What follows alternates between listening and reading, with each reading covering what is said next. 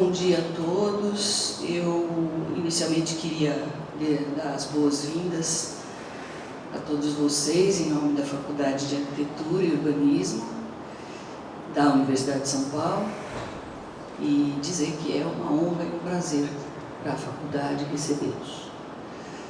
Queria cumprimentar também os coordenadores desse seminário e agradecer a presença de todos. O Alexandre me convidou para fazer uma fala e eu fiquei pensando sobre o que é que eu poderia falar num seminário, afinal, que discute questões tão precisas, né, como essa articulação arquitetônica e urbanística do sistema hidroviário metropolitano. E achei que talvez o melhor fosse a gente conversar um pouco sobre a questão da paisagem, do ambiente e da água, que é o que constitui, vamos dizer assim, o centro das minhas preocupações e dos meus estudos. Naturalmente eu não trouxe nenhuma proposta concreta, mas uma reflexão mesmo, um pensamento a esse respeito, que eu gostaria de dividir com vocês. E eu iniciei pensando que, na verdade, esse sistema hidroviário metropolitano, ele se situa numa cidade em que algumas de suas partes são perfeitamente adaptadas para inserir-se inadaptadas, elas são pensadas, né, para responder às questões de representação e às necessidades de conexão que dominam atualmente esse mundo posto em conexão, né, mundializado. E essas partes da cidade estão estruturadas por noções de mobilidade e movimento, por noções de fluxos e de redes. Mas ele também está situado numa cidade que é um lugar de pobreza, um lugar onde a economia pobre está instalada nas áreas que não interessam ao capital ou às atividades mais, digamos, dinâmicas. E que, frequentemente, esse lugar da pobreza instalado no centro da cidade, ele acaba acirrando certas contradições entre classes sociais, entre o uso dos espaços públicos, naturalmente, e tudo isso tem reflexo no projeto e no uso das áreas públicas da cidade. Áreas que, por outro lado, ao mesmo tempo que abrigam a pobreza, elas devem responder a essas questões crescentes, essas necessidades crescentes do movimento atual e as mudanças da paisagem que decorrem daí. Então, isso foi assim um pensamento inicial. E aí eu pensei como uma disciplina, um campo de estudos de paisagismo, né, com quais interlocutores ele dialoga nesse momento. Com quem é que a gente discute questões da paisagem? E com quem discutimos os desequilíbrios ambientais da cidade? Então, a partir daí, eu comecei aqui uma reflexão rápida que eu queria apresentar para vocês. A década de 1970 foi uma década notável por agitações ecológicas apoiadas em questões de disponibilidade e utilização de recursos naturais e da qualidade final do ambiente produzido pelas intervenções humanas. Paisagem e ambiente, como seria de se esperar, tornaram-se preocupação de vários campos de conhecimento, transformando-se em palavras de ordem, tal como estrutura, sistema e espaço o foram nas décadas anteriores. Ambos, porém, paisagem e ambiente, apesar do seu protagonismo naquele período, surpreendentemente não se transformaram em interlocutores confiáveis da produção urbana e arquitetônica naquele momento. A paisagem, aqui para essa nossa conversa, é entendida como um objeto e, como tal, nas palavras de Milton Santos, tem duas faces: a face verdadeira, que não se entrega diretamente ao observador, e a face visível, moldada pela ideologia de quem a observa. Já o ambiente, estrutura polissensorial, dissolve sua concretude num universo de sensações subjetivas que se apresentam diferentemente a cada observador. Um projeto de paisagismo traz em si sempre a intenção de, partindo da face visível da paisagem, agir sobre sua face verdadeira. E como sugeriu Brian Hackett nos anos 50, pode remetê-la a um estágio desejado de evolução, ou, como sugeriu Nan Fairbrother no mesmo período, pode converter em poesia a prosa do ambiente que a envolve.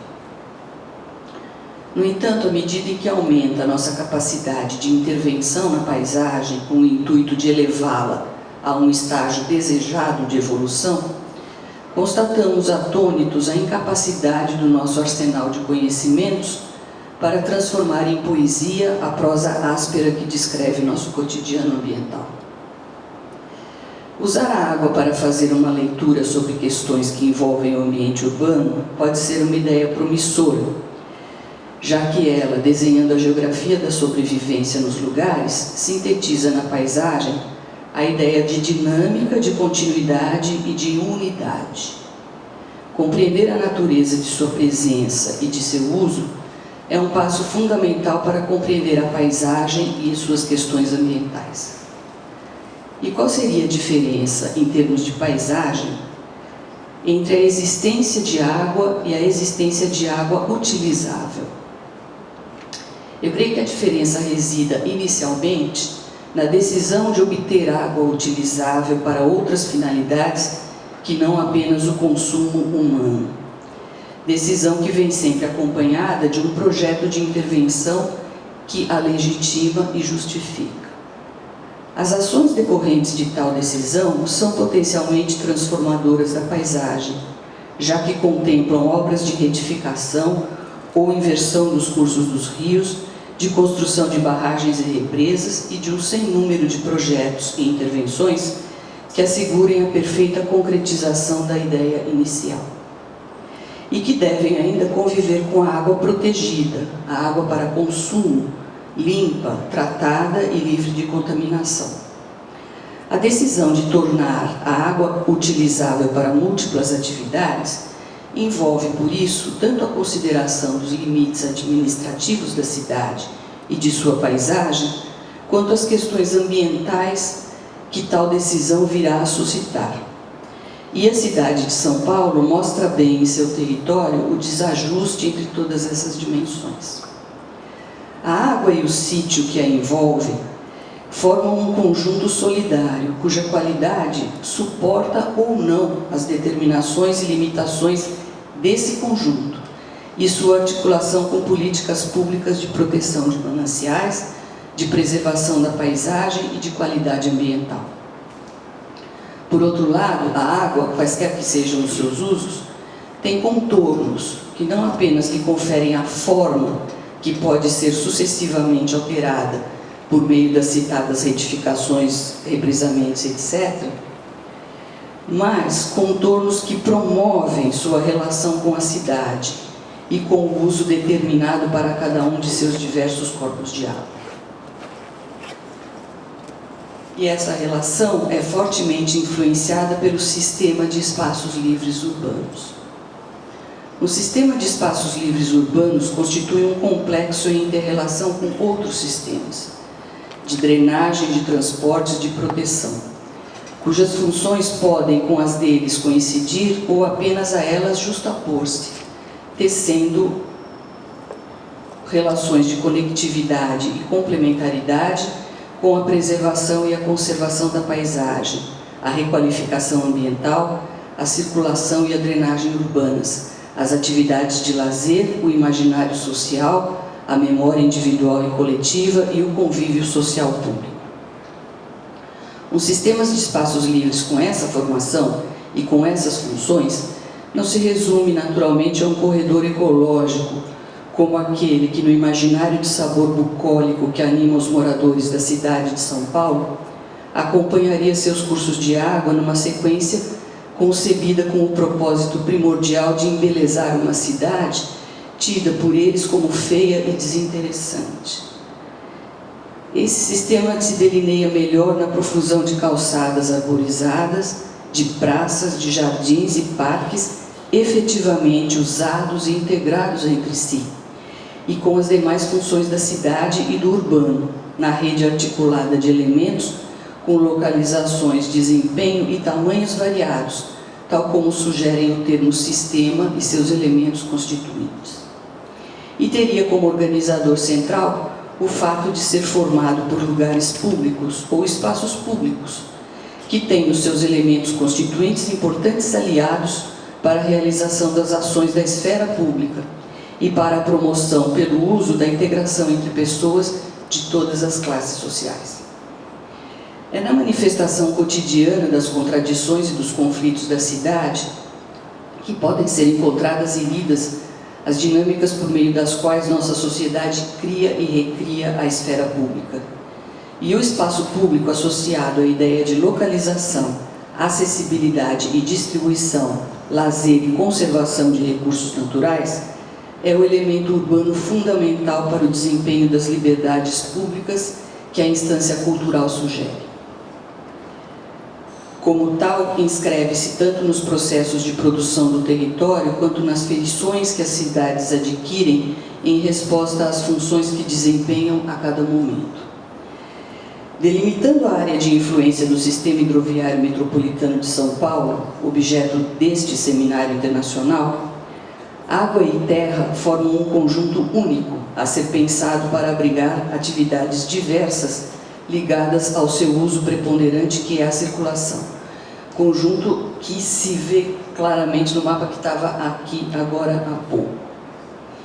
O que importa em termos de paisagem é o desenho das formas de contato água-terra e as restrições que essas formas devem impor ao uso inadequado ou excessivo da estrutura, o que descaracterizaria a paisagem e desqualificaria o ambiente urbano.